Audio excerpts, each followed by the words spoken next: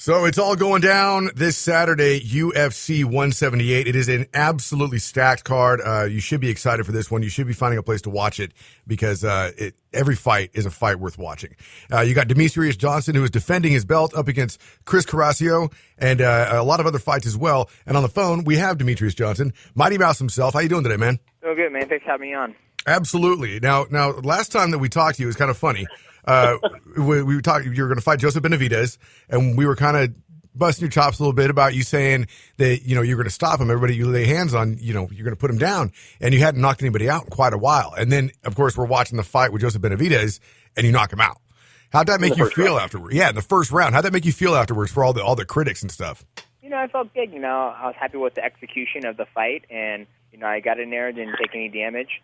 So I was very happy with it. And the critics, you can't make everybody happy. So I was happy. I guess I silenced a couple of them. So it's awesome. Well, you definitely silenced us. I was recently watching the UFC Embedded episode from yesterday, and they were kind of going behind the scenes, and they were showing the weigh-in situations and having Burt Watson check you guys in on weight. And I noticed something. He had mentioned he likes to get you guys on weight Friday morning, and you turned to him and said no, that by Friday afternoon would not be a problem. What's the weight cutting process like for you? What are you cutting in weight that you would tell him no? Well, that's the thing, Mike. That's the thing. The reason why I say that is because there's two different things. There's some organizations where they have you weigh in the morning and do like an official weigh-in because so let me retract. So some organizations have you weigh in the morning, and then that way, the officials there, the UFC president's there, everybody's there in the morning, and the athletic commission's there in the morning. That way, it's an official weigh-in. Everybody's weighed in the morning, right? And everybody makes their marks. Everybody starts to rehydrate right there and then because that's basically the official weigh-in. Then later at night at 4 o'clock, open to the public, everybody will walk out, jump on the scale, weigh in again, and then the commission will read the marks they were at 8 o'clock in the morning. And then that way they're already hydrated, everybody looks good, everybody's flexing, they could put on a good show. But with the UFC, it's like, hey, we want you to be on weight at 11 o'clock. Ain't going to fucking happen because I'm not going to be weighing in until 4 o'clock in the afternoon. So that means I'm going to be sitting here dehydrated for, 11, 12, 3 or 4 hours, and I have to do all my medicals and all that stuff. Where it just makes no sense. So that's why I was like, dude, I'm not going to be on weight at 11 o'clock. Like, I want to be dehydrated for the least amount of time possible. So if that means I got to be on 125 at 349, I'll be on weight at 349, then rehydrate right after that. So that's where I was like, it ain't going to happen. Don't even give me that 11 o'clock BS. I had no idea that this actually happened. Maybe I'd heard it before, but it's kind of news to me. So these weigh-ins this time, are they going to be are they live, or is it going to be again one of those things where you guys weigh in at 4 o'clock and then you weigh in again at 7 for the crowd? No. There's only one organization in the world that does that, and that's over in the other side of the country, over in Asia. One SC, they do that, because they're like, dude, it's the smartest thing. You have the guys weigh in the morning. That way, everybody wakes up, on weight. They weigh themselves, and then everybody's on weight. That way they can rehydrate and all that stuff. Then when they go out to the public and they weigh in, you're not seeing, people who are emancipated or, looking dead and all this stuff. The guys are rehydrated and they can, square off. And I'm too tired to do anything up there. I'm like, just 125. Awesome. Give me my Pedialyte. All right. We're going to have a good fight. Thanks, Joe. All those guys to where, so this one will be live. We'll weigh in at 4 o'clock, and it'll be live, and then after that we hydrate. To whereas, I kind of like the idea of being able to get up and just go. You get up, you're not really worried about eating yet. Whatever you had the night before is already gone. Take care of your business in the morning. Go get weighed in. I like that idea. I think it's smarter. It might even be safer. Yeah, I totally agree. I'm all for it, just because it's there's no reason to. I understand it, and it's just like wrestling. You go to a wrestling tournament, you don't, weigh in at a certain time. You weigh in early in the morning, and then you rehydrate, and then you wrestle the whole night. But for this, it's a little bit different. And then the funny thing is that the commission's at the hotel at the same time in the morning. So it's like, I said, dude, the commission's right here. Why not just jump on the scale and you guys see him 125? Perfect. Call my opponent. He can do the exact same thing. I don't give a damn. I just don't want to sit here for 6 hours dehydrated.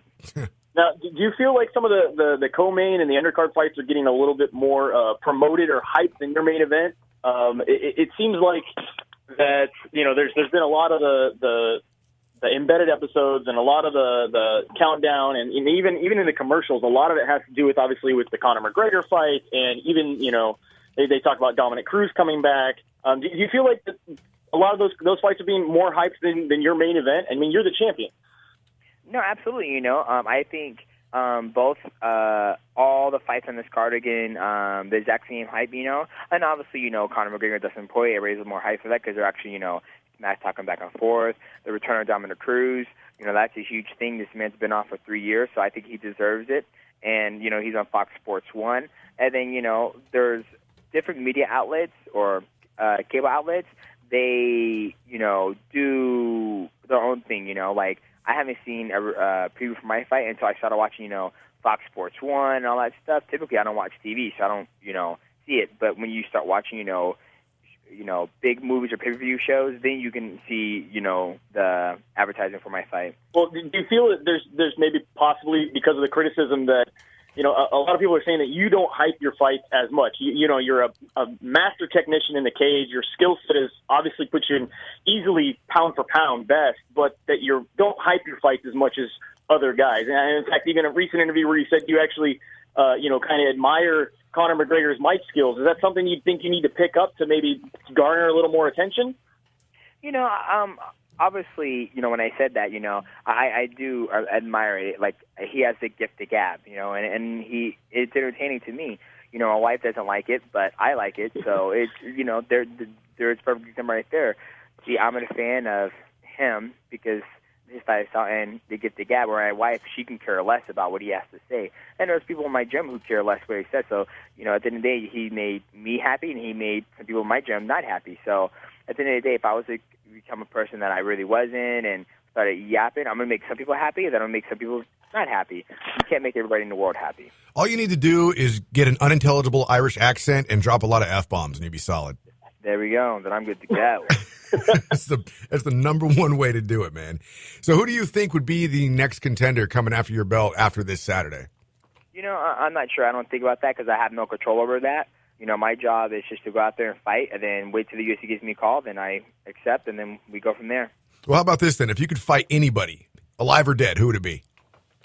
Ooh, alive or dead? I would fight, I don't know. It's a stumper alive right there. Too? I don't know. I don't really sit there and think about that. There's nobody you'd want to rematch? I mean, what about Dominic Cruz or even, John Dodson, they say, gave you one of the best fights. I mean, you can fight Bruce Lee. You can fight anybody. Yeah, Nobody? I'll fight Bruce Lee. I just don't think about those things, to be honest with you guys. I'm bringing okay, now you're fighting Bruce Lee. What's the game plan?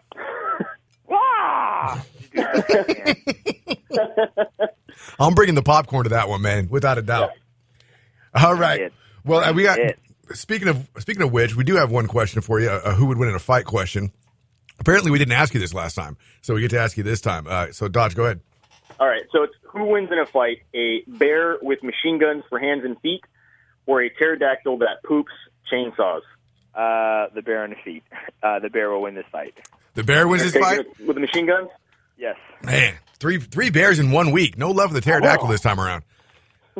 Awesome. Well, it's going down. It is this Saturday, UFC 178. Demetrious Johnson, he defends his belt up against Chris Carrasco. You also got Donald Cerrone going up against Eddie Alvarez, who we also spoke with this week. Dustin Poirier going up against Conor McGregor. Tim Kennedy is fighting Yoel Romero, and Kat Zingano makes her return against Amanda Nunes. That is your main card. You can catch the undercard on Fox Sports 1. As always, Demetrious Johnson, it's a pleasure to talk to you. Best of luck this weekend. Thank you. I appreciate you guys.